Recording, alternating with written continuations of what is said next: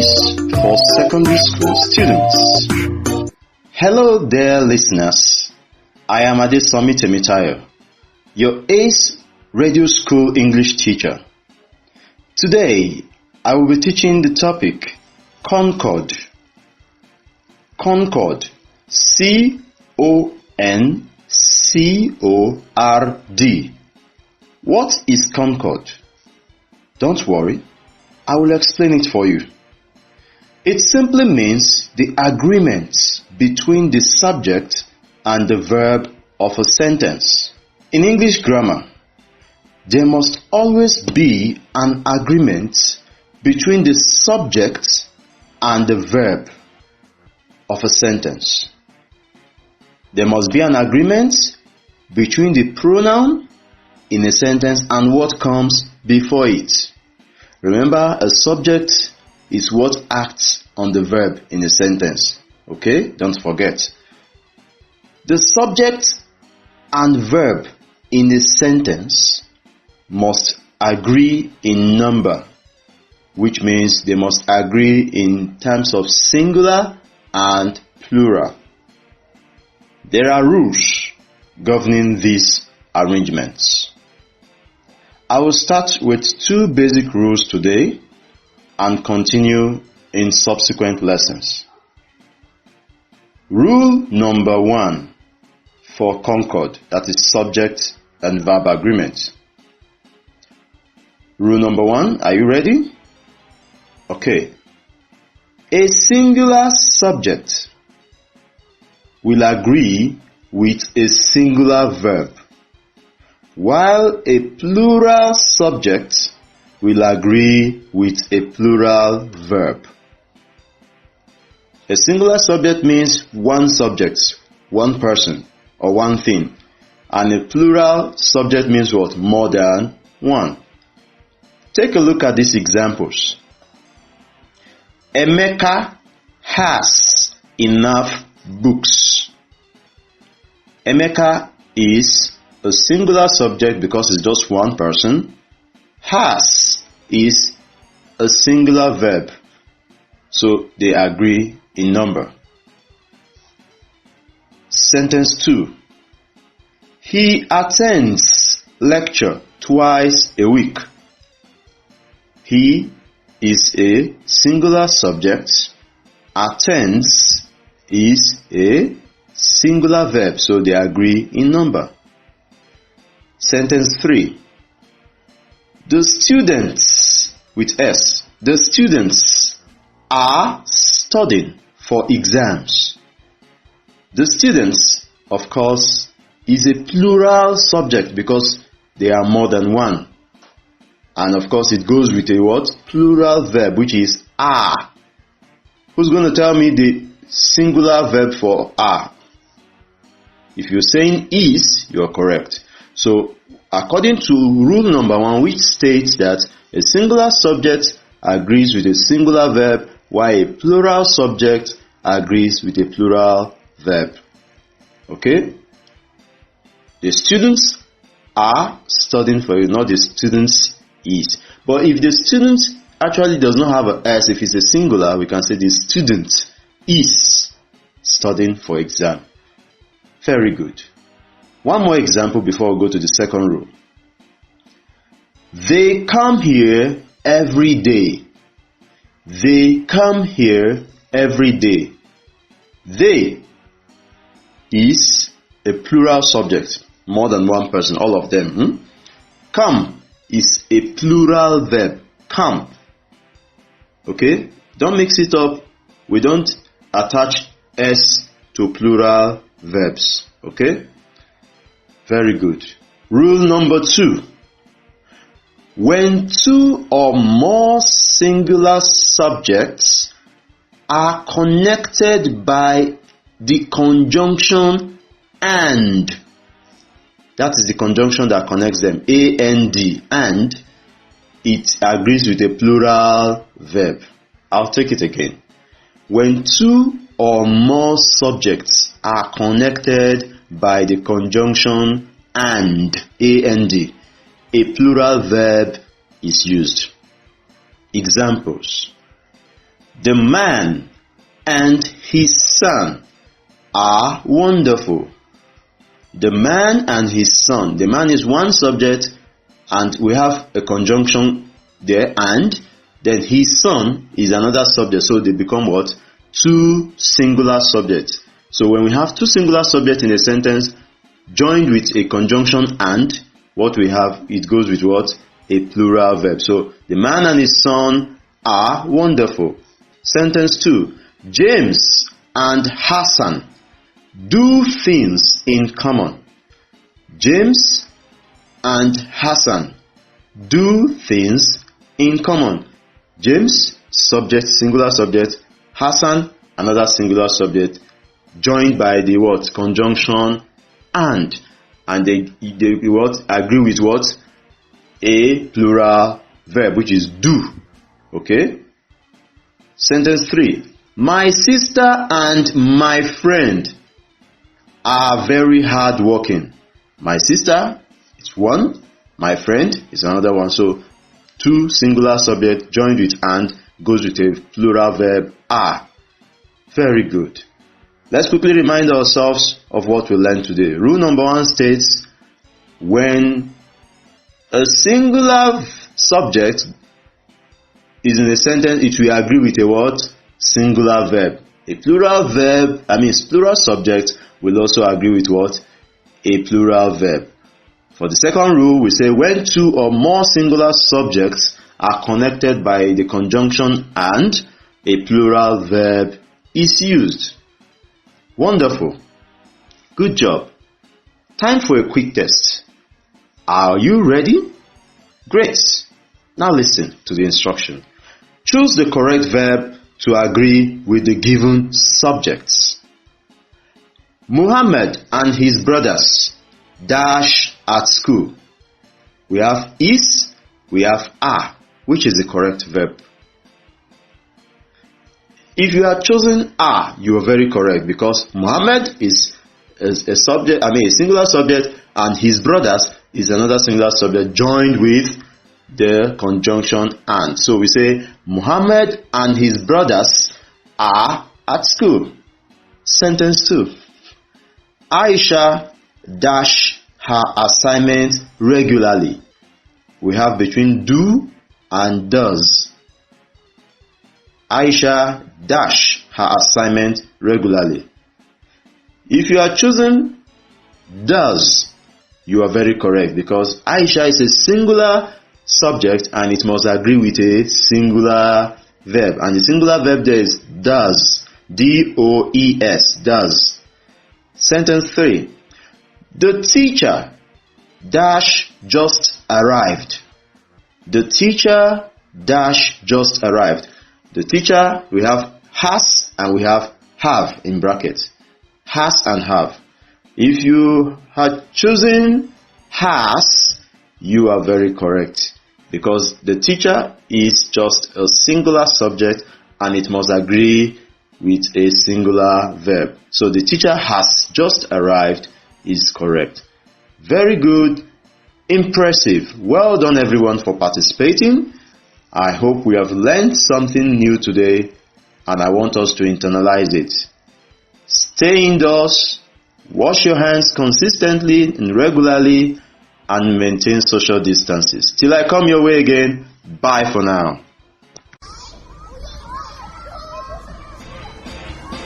Hello once again, children. If you have any questions about what you have learned today, please text 070-3630-3182. This is an ACE charity initiative, powered by the Malala Fund. Hello students, this broadcast is for secondary school students. My name is Mrs. Oluwashina Teniola, and I welcome you to today's math class on ACE Radio School. A very big shout out to Gift and Princess, who have taken our time to ask questions. To answer their questions, I will take in fractions again. Last time we looked at how we can add and subtract fractions with the same denominator. And I told you that if you have fractions with the same denominator, you can add or subtract those fractions straight away. Today, We shall consider fractions with different denominators. We shall consider fractions with different denominators. Stay glued to the radio with your pen and paper. Let's look at this example. 1 over 2 plus 1 over 3. 1 over 2 plus 1 over 3. Oh, they have different denominators. Not to worry, I'll explain it in simple terms. First, you need to find the LCM of the denominators, which is 2 and 3. LCM means lowest common multiple.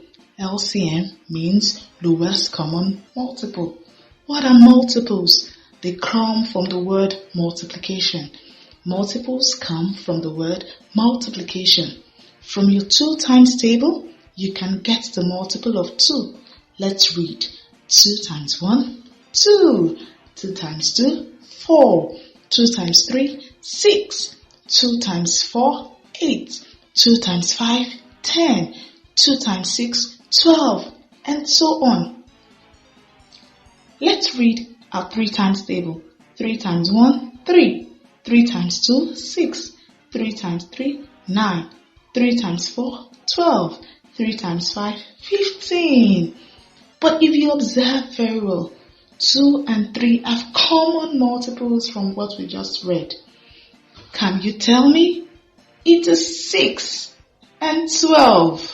But note, there are other multiples like 18, 24, 30, 36, and so on.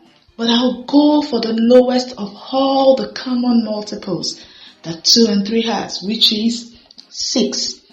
I'll use 6 to divide the first denominator. Don't forget we are working with 1 over 2 plus 1 over 3.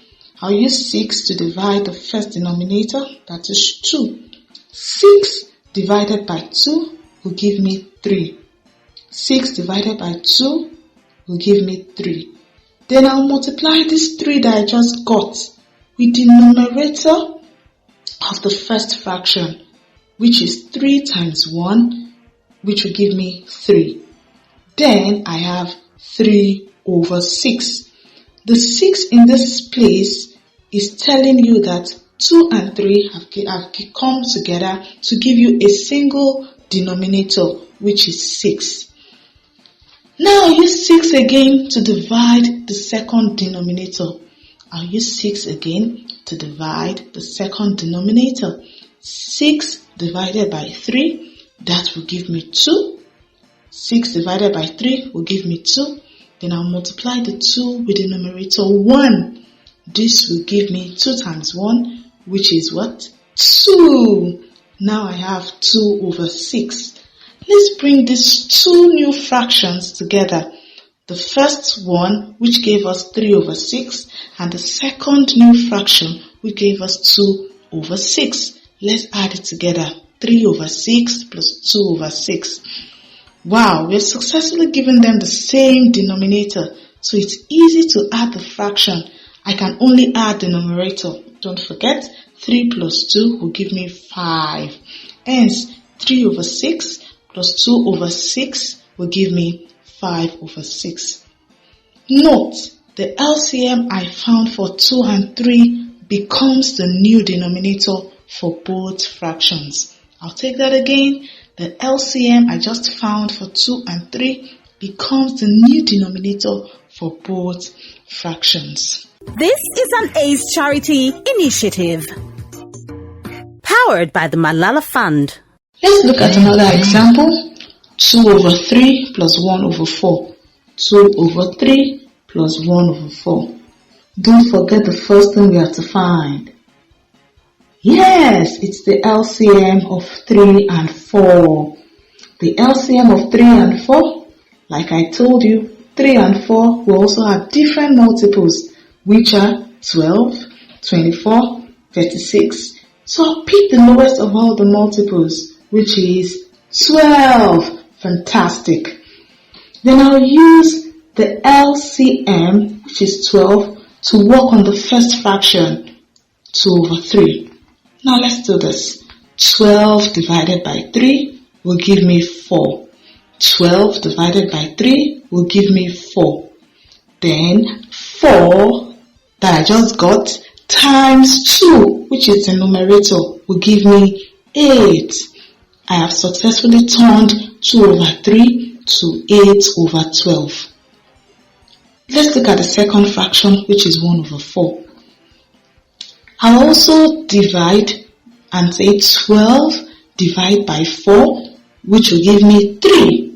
12 divided by 4, which will give me 3. Then this 3 I just got times the numerator, which is 1. 3 times 1 equals 3. So I have 3 over 12. Don't forget, the LCM becomes the new denominator for both fractions. 2 over 3 becomes 8 over 12, and 1 over 4 becomes 3 over 12. Let's add them together. 8 over 12 plus 3 over 12, that will give me 11 over 12. 11 over 12. Beautiful. Now the simple trick here is 1. Find the LCM of both denominators first. Always find the LCM of both denominators first. Use the LCM to divide the first denominator. Use the LCM to divide the first denominator. Whatever it gives you, make sure you multiply it with the numerator. Whatever it gives you, make sure you multiply it with the numerator. Do the same for the second fraction. Then you can add or subtract, whatever the case may be. Don't forget that the LCM becomes the new denominator for both fractions. Let's look at this last example. 3 over 5 minus 1 over 2. 3 over 5 minus 1 over 2. So, let's take it step by step. First step, you have to find what? The LCM. Great. You find the LCM of the denominator, which is 5 and 2. 5 and 2. That's 10. The LCM of 5 and 2 is 10. The first denominator is 5. Hence, 10 divided by 5 equals 2. 2 times the numerator will give you 6. 2 times 3, which is the numerator, will give you 6. The new fraction from 3 over 5 becomes 6 over 10. Also, the second denominator is 2. Hence, 10 divided by 2 equals 5. Then, 5 times the numerator 1 is 5. The new fraction is 5 over 10. Can we bring them together? Good. 6 over 10 minus 5 over 10. That will give us 1 over 10. Don't forget, the LCM becomes the new denominator for both fractions. Wow! Job well done. I believe you have had fun in today's learning. Till I come your way again from Ace Radio School. Have fun! This is an ACE charity initiative. Powered by the Malala Fund. Hello once again, children. If you have any questions about what you have learned today, please text 070-3630-3182. Hello students, my name is Kemi Olofitila. You can call me Kemi. And today, I will be your Ace Radio School science teacher. Last week, we talked about diseases. We talked about the two broad groups of diseases, namely the communicable diseases and the non-communicable diseases. We also talked about risk factors and how to prevent diseases. Today's topic is respiratory system. Can I hear you say respiratory system? Good. Today, we'll be talking about the respiratory system as an important part of the human body. Imagine you come across a person who suddenly stops breathing and is in a state of unconsciousness. What will you do? Will you scream or will you run for help? Now you see, it is very important to understand the basics of the respiratory system. So when you're faced with a situation like this, you know what exactly to do. Now I'll be telling you and defining what a respiratory system is, and I need you to pay close attention to what I'll be saying. The human respiratory system is a series of organs. responsible for taking in oxygen and expelling carbon dioxide. I'll take that again. The human respiratory system is a series of organs responsible for taking in oxygen and expelling carbon dioxide. By expelling, I mean to let out or to release. In a nutshell, the respiratory system helps us to breathe. The process of breathing in air is called inspiration, and the process of breathing out air is called expiration. Now you should note that the inspired air consists of 21% oxygen. Can you say that after me? 21% oxygen, 0.03% carbon dioxide, and 79% nitrogen.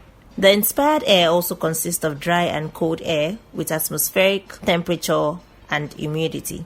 The expired air, which is the air that you breathe out, consists of 16% oxygen, 4% carbon dioxide, 79% nitrogen, and warm and moist air at body temperature and humidity. The primary organ responsible for the respiratory system is the lungs, although we have several other organs, but the main organ responsible for the respiratory system is the lungs, and it is involved in gaseous exchange during breathing. Now you should know that the respiratory system works hand in hand with the circulatory system.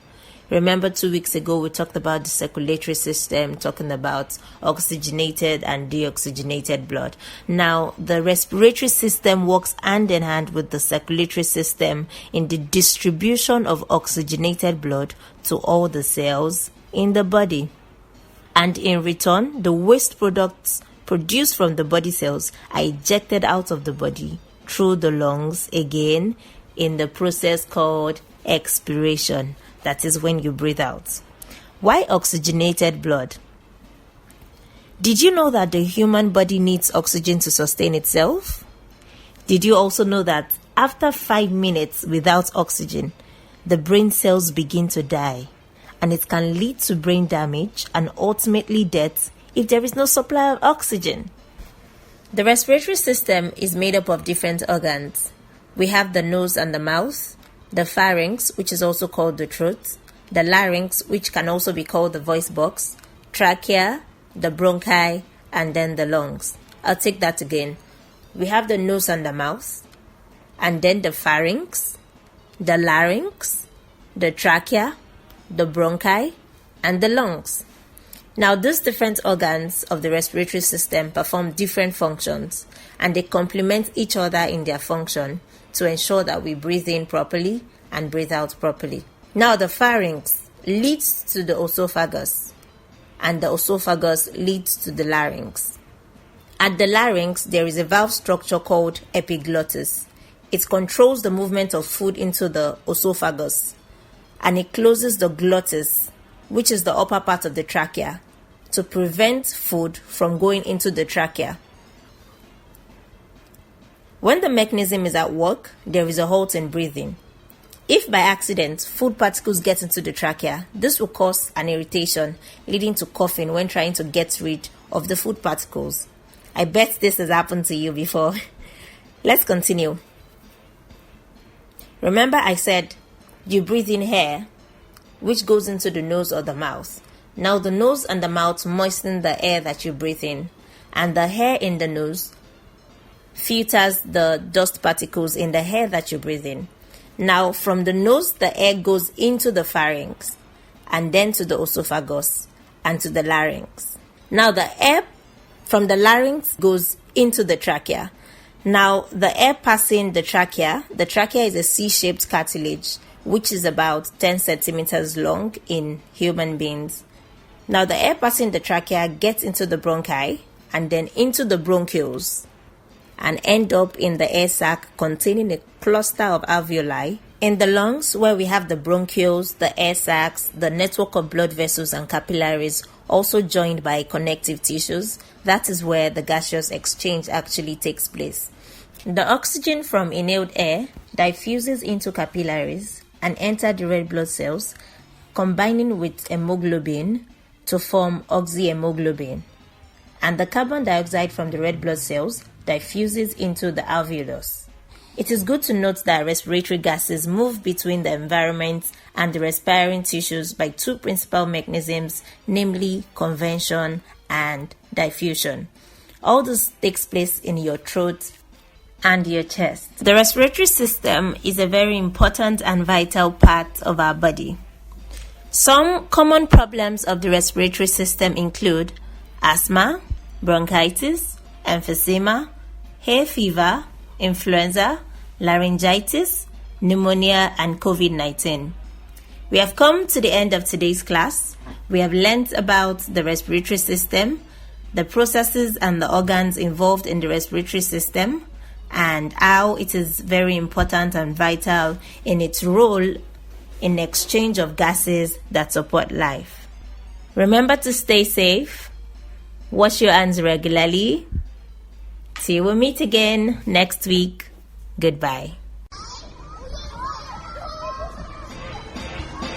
Hello once again, children. If you have any questions about what you've learned today, please text 070 36 30 3182.